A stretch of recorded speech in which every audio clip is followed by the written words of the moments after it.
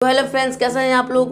तो आज हम इस वीडियो में बात करने वाले हैं 12th के दिगंत की काव्य खंड में 7वां चैप्टर के बारे में, जो है 7वां चैप्टर पुत्र वियोग जो लिखे हैं सुभद्रा कुमारी चौहान। आज हम इस वीडियो में आसानी से एक्सप्लेन करेंगे और आपको मेरे पीछे बैकग्राउंड में दिख रहा होगा, तो आपको क्या आसानी से पढ़ लेना है और आपको आसानी से समझा देंगे इसका भावार्थ क्या है। जो सुभद्रा कुमारी चौहान जी हैं, मतलब जो सुभद्रा कुमारी चौहान है, वो अपने कविता जो पुत्र वियोग है उस कविता के माध्यम से हमें क्या बताना चाहती हैं। और खास करके एग्जाम में यही सब पूछता है, क्योंकि इससे कुछ ना कुछ भाव निकलता है और हमें जो सेंसेबल बढ़ाता है, इसलिए सब एग्जाम में पूछता है, अनिवार्य है, ये तो जरूर पूछता है। तो हम चलिए क्या करते हैं, सबसे पहले इसको शुरू करते हैं। तो यहाँ पे हम देख रहे हैं कि यहाँ पे लिखे सुभद्रा कुमारी चौहान है, जो 7वां चैप्टर है दिगंत भाग के काव्य खंड में 12th के 7वां चैप्टर है। कौन सा चैप्टर? 7वां चैप्टर है।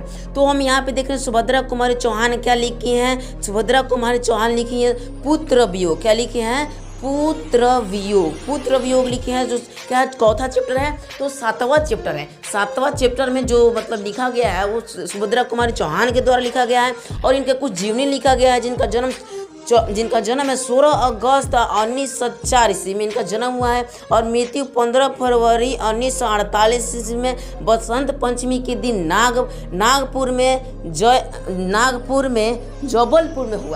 नागपुर के जबलपुर में हुआ है। इनका जन्म तो निधन हुआ है, सुभद्रा कुमारी चौहान जी का निधन कहाँ हुआ है, मतलब 15 फरवरी 1948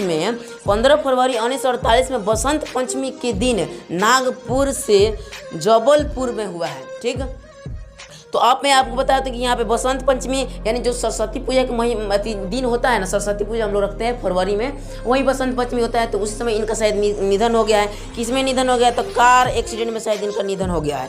कार एक्सीडेंट में क्या हो गया, इनकी दुर्घटना घट गया, मतलब ये कहीं जा रही थी बसंत पंचमी के दिन, जब सरस्वती पूजा होता है उस समय इनका निधन हो गया। ध्यान रखिए, कब? कार एक्सीडेंट में बसंत पंचमी। तो उससे आप आसानी से क्या कर लेंगे, देख लेंगे। उसके बाद से इनका जन्म स्थान दिया गया है, उनका पिता का नाम, माता का नाम, शिक्षा कहाँ शिक्षा हुआ है वो आप आसानी से पढ़ लेंगे, क्योंकि इसमें तो भावार्थ बताने वाला नहीं रहता है कि इसमें आपको मतलब भावार्थ समझाया जाए।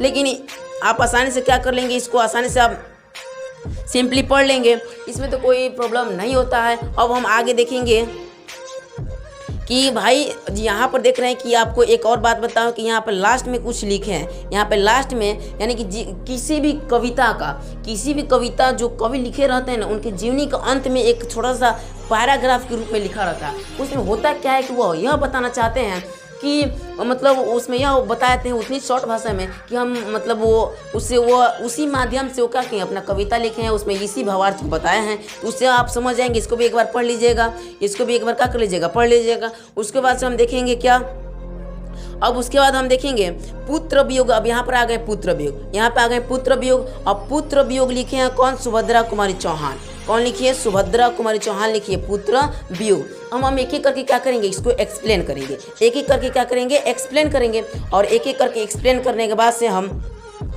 आसानी से क्या करेंगे, आपको भावार्थ समझाएंगे। तो हम चलिए शुरू करते हैं। तो यहाँ पे हम देख रहे हैं सबसे पहला है, आज दिशाएं भी हंसती है उल्लास विश्व पर छाया, मेरा खोया हुआ खिलौना अब तक मेरे पास न आया। तो मतलब जो सुभद्रा कुमारी चौहान है, मैं आपको पहले एक शॉर्ट स्टोरी बता दूँ ताकि आपको क्या है, आपका जो ध्यान है उसी मतलब स्टोरी पे एकत्रित हो जाए।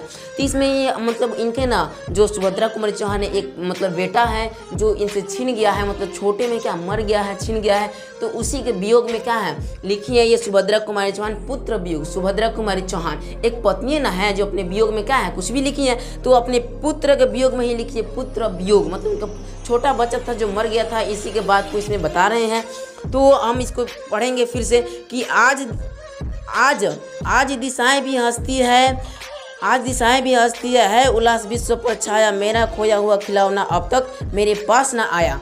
तो यहाँ पे हम देख रहे हैं मतलब इनका मतलब है कि जो बेटा है वो क्या मर गया है, और मतलब उन्हीं को खिलौना का जो संबंध बताया जा रहा है उनके बेटे से बताया जा रहा है कि वो उनका खिलौना खो गया, मतलब उनका बेटा मर गया है, जो मतलब सभी दुनिया हंस रही है लेकिन मेरे पास क्या है, मैं उदास हूँ और मेरे पास जो खोया हुआ खिलौना है, मेरा जो बेटा मर गया अभी तक मेरे पास क्या है नहीं आया है। यही इसमें बता रही है इस पंक्ति में।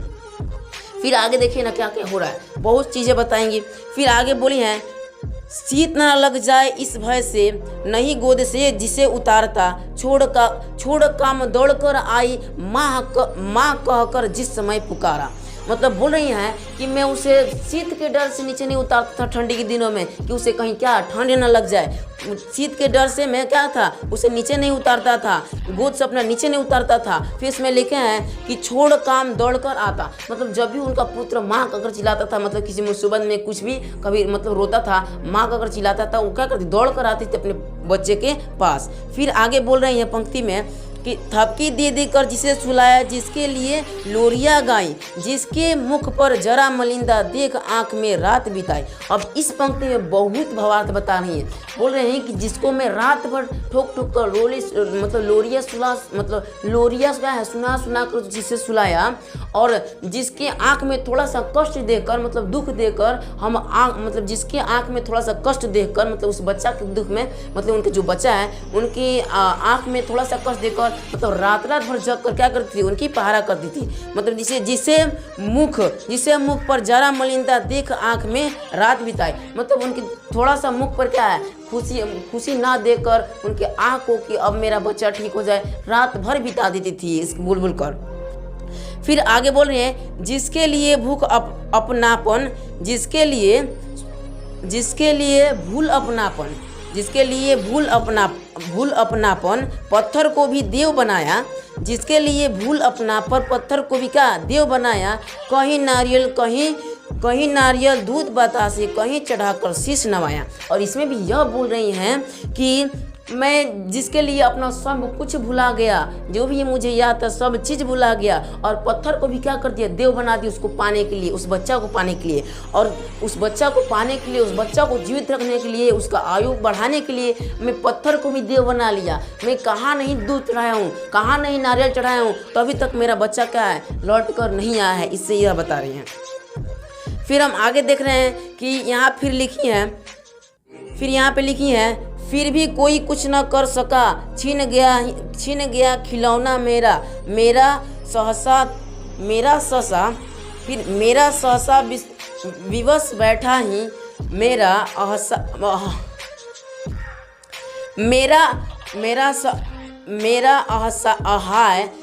असहाय विवश बैठी ही रही, उठ गया छौना मेरा। अब यहाँ पे इस पंक्ति में बोल रही हैं कि फिर भी कोई ना कुछ कर सका, छीन ही गया खिलौना मेरा, मैं असहाय विवश बैठा ही रही, उठ गया छौना मेरा।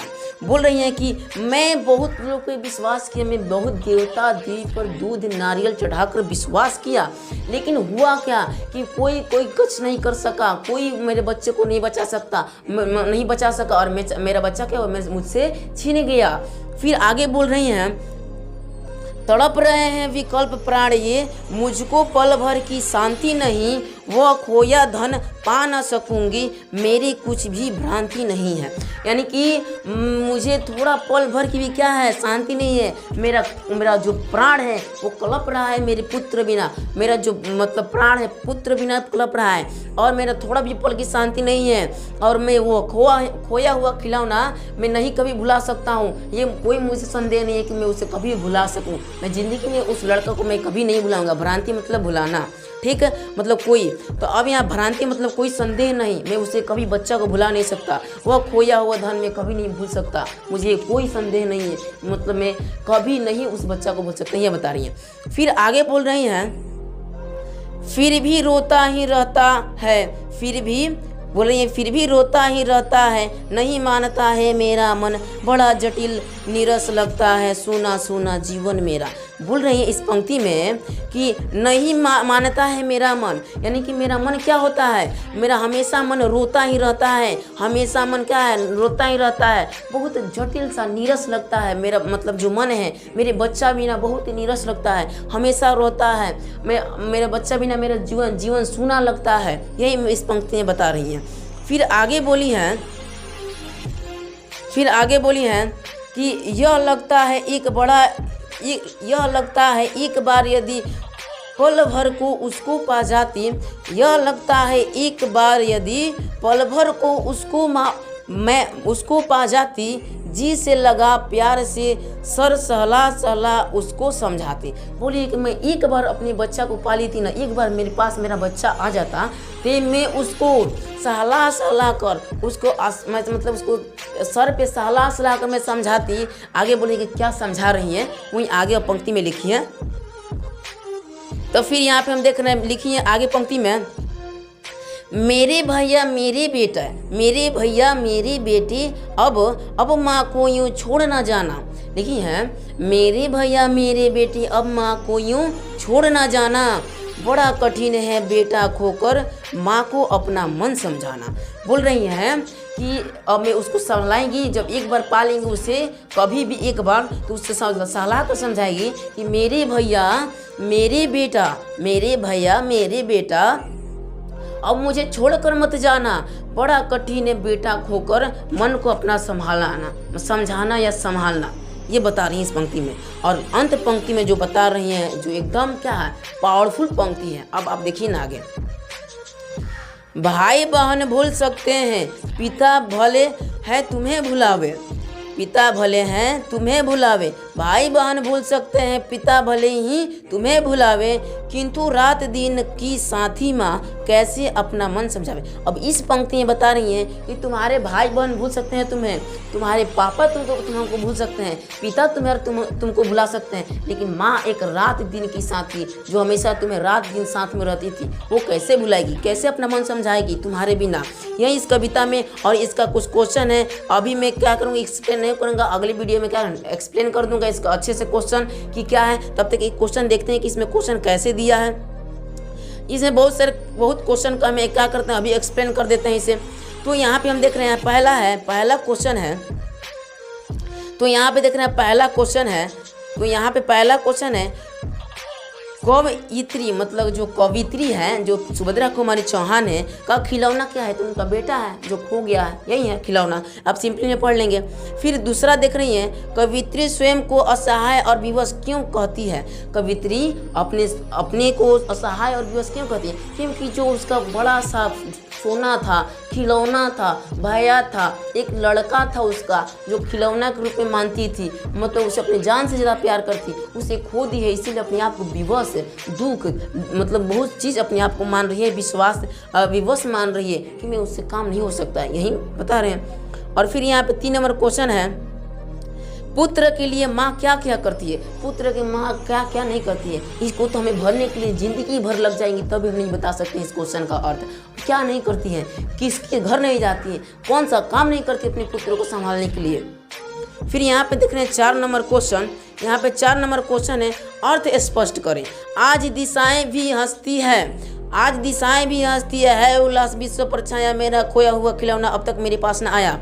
यहाँ पे बोली है, इस कविता को आसानी से समझाएं कि सब लोग हंस रहे हैं, लेकिन मेरे मतलब विश्व पर उल्लास छाया है, सब लोग खुशियाँ मना रहे हैं, सभी दिशाएं हंस रहे हैं, लेकिन मेरा खोया हुआ खिलौना अब तक मेरे पास ना आया। मेरे पास जो मेरा खोया हुआ खिलौना अभी तक नहीं आया। सभी लोग हंस रहे हैं, लेकिन मेरे दुख है कि मेरा खोया हुआ खिलौना अभी तक नहीं आया। तो आसानी से, आई होप आप आसानी से इसको समझ गए होंगे। यदि आप समझ गए हैं तो please like, share, comment and subscribe करें और अपने दोस्तों को शेयर करें, क्योंकि ये तो एग्जाम में कंपल्सरी आने वाला है। तो थैंक यू, इस वीडियो में इतना ही रहने देते हैं।